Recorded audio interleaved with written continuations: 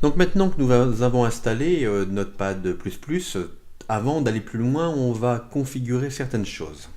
Alors, c'est un logiciel très simple, hein, donc je vous expliquerai l'utilisation en cours de route, pas besoin d'aller plus loin. On va donc aller choisir le langage. Le langage de programmation, voilà. J'allais dire, je suis aveugle, je ne vois rien. Voilà, je vais donc choisir le langage HTML. Maintenant que le langage est choisi, vous voyez, il me l'indique ici, Hypertext Markup Language File, HTML. Je vais donc aller vérifier au niveau de l'encodage que je suis bien encodé en UTF-8 sans BOM. Maintenant, je peux commencer à coder. Alors, il y a une page web a toujours un minimum de code. Je vais faire quelque chose, excusez-moi. Là. Voilà. Cette partie basique, moi je me suis créé une petite extension, hein, je vous la mettrai par la suite sur le site. Donc, je vais copier le code basique. Voilà le code basique. Alors, pas besoin de l'apprendre par cœur, hein, il vous suffit à chaque fois de faire un copier-coller, vous avez ce code sous la vidéo. Donc, on va l'expliquer. D'abord, on va enregistrer ce fichier. Ce fichier, on va faire donc fichier, enregistrer sous. Et on va choisir vous pouvez créer donc un répertoire où vous voulez. Moi, j'ai créé un répertoire tuto sur le bureau. J'avais un ancien fichier, je vais le jeter, voilà. Et je vais donc le créer là sur le bureau dans ce répertoire. Ce fichier, on va l'appeler index.html. On verra pourquoi plus tard. L'extension doit forcément être HTML. Le nom du fichier n'est pas forcément index, mais appelez-le index et je vous expliquerai cela un peu plus tard.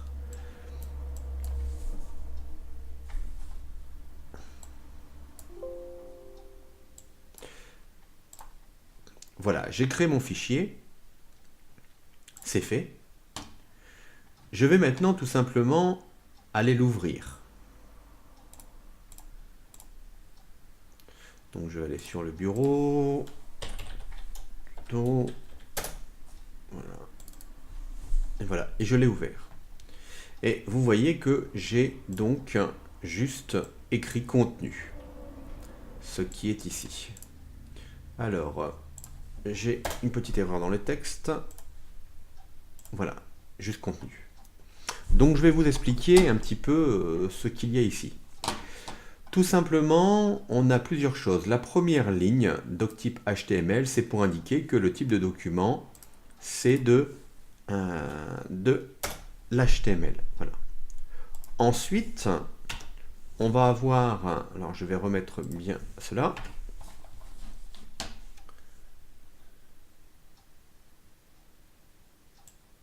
Excusez-moi, quelques petites erreurs, voilà.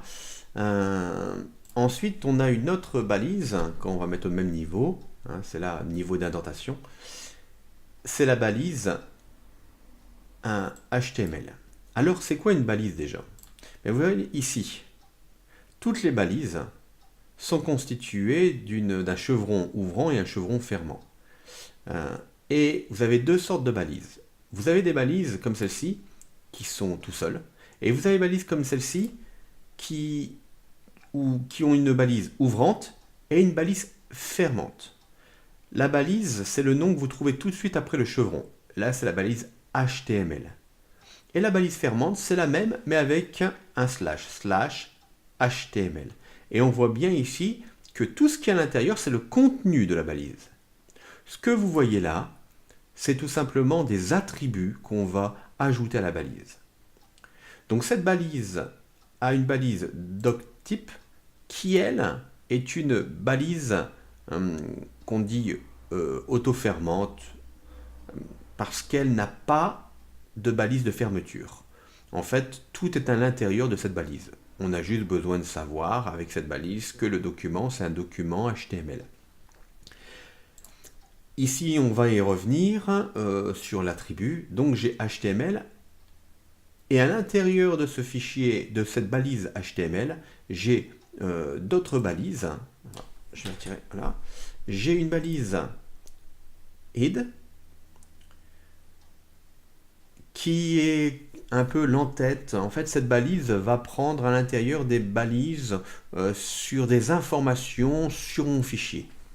Et vous avez une seconde balise, body, qui est en fait une valise qui va contenir toute ma page HTML. Tout ce qu'on va voir sera écrit ici. Là, vous voyez, j'écris contenu. J'aurais pu écrire tout simplement bien mon contenu. Voilà. Je vais enregistrer.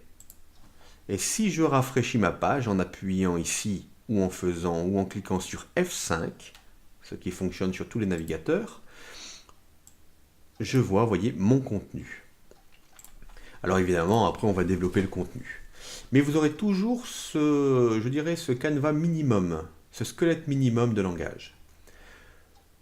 On va voir un petit peu donc aussi deux petits points. Le premier, c'est ici. Vous voyez que j'ai ajouté langue égale fr-fr. C'est tout simplement pour préciser que ma page est en langue française, langue pour langage. Je suis très nul en anglais, comme vous pouvez le remarquer, au niveau de la prononciation.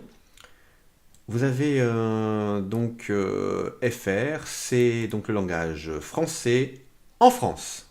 On pourrait avoir le langage français au Canada, par exemple. Donc nous, c'est FR-FR. Si vous voulez utiliser de l'anglais, tout simplement, eh bien, c'est beaucoup plus simple. Vous précisez tout simplement EN. Voilà. Ensuite, on a une autre balise importante. Celle-ci, la balise titre, en anglais. Donc une balise à l'intérieur de la balise head. Vous avez une balise titre. Avec à l'intérieur du code le titre. Et en fait, à quoi correspond ce titre? Tout simplement, je vais enlever ceci. Et regardez, c'est ici. Si je change, que ici je mets maintenant un nouveau titre, j'enregistre. Si je n'enregistre pas, les modifications ne se feront pas. J'enregistre. Je vais donc aller retourner. Et maintenant, si je rafraîchis, un nouveau titre. Donc voilà. Je vais rajouter également une balise qui manque ici. Voilà, la balise, excusez-moi, la balise méta avec comme attribut chart7. Alors ne cherchez pas, ajoutez-la tout simplement. Et on va indiquer à l'intérieur UTF8. Cette balise, qui est une balise donc auto-fermante, va indiquer au navigateur que j'utilise donc un langage qui utilise certaines particularités, notamment par exemple français, qui utilise des accents. Donc voilà le code minimum. Vous pouviez le copier et le mettre directement dans votre feuille. Ça ne sert à rien de l'apprendre par cœur.